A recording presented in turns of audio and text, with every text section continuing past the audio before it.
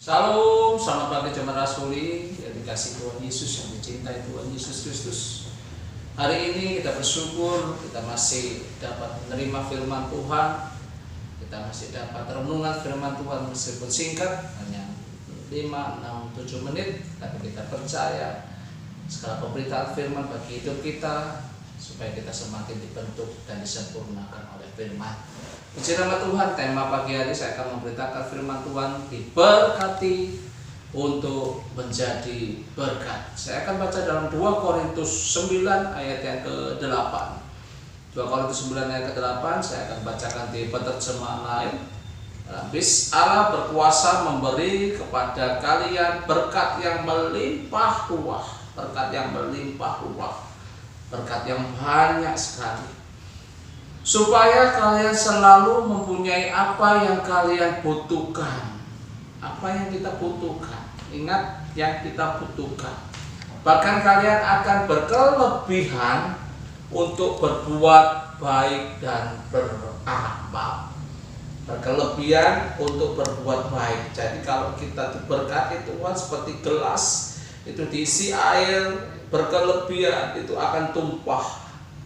Tumpah itu kita harus berbuat baik dan beramal. Berkat yang Tuhan sediakan untuk kebutuhan kita apa saja,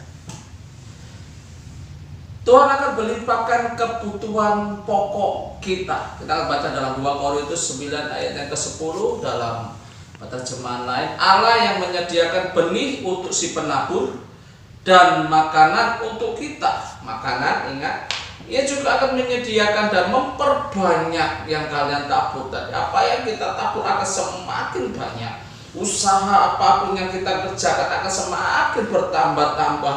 Pekerjaan atau proyek yang kita kerjakan akan semakin bertambah-tambah, akan semakin banyak. Dan itu akan membuat berkat berkecukupan dalam kehidupan kita. Amin.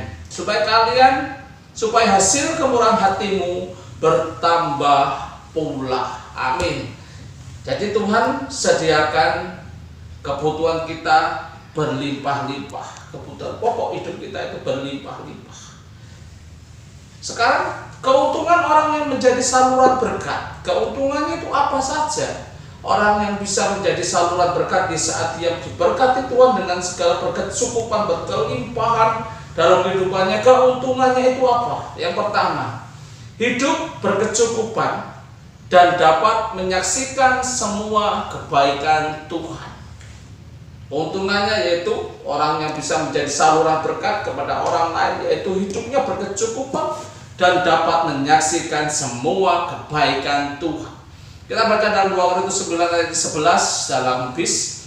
Dengan demikian kalian akan serba cukup dalam segala hal, sehingga kalian selalu dapat memberi dengan murah hati, dan pemberianmu yang kami bagi-bagikan menyebabkan banyak orang mengucap syukur terima kasih kepada Allah. Ayat yang ke-12, 2 Korintus 9 ayat 12, sebab perbuatan baik yang kalian lakukan ini bukan hanya akan mencukupi kekurangan umat Allah saja, tetapi juga menyebabkan banyak orang berterima kasih kepada Allah.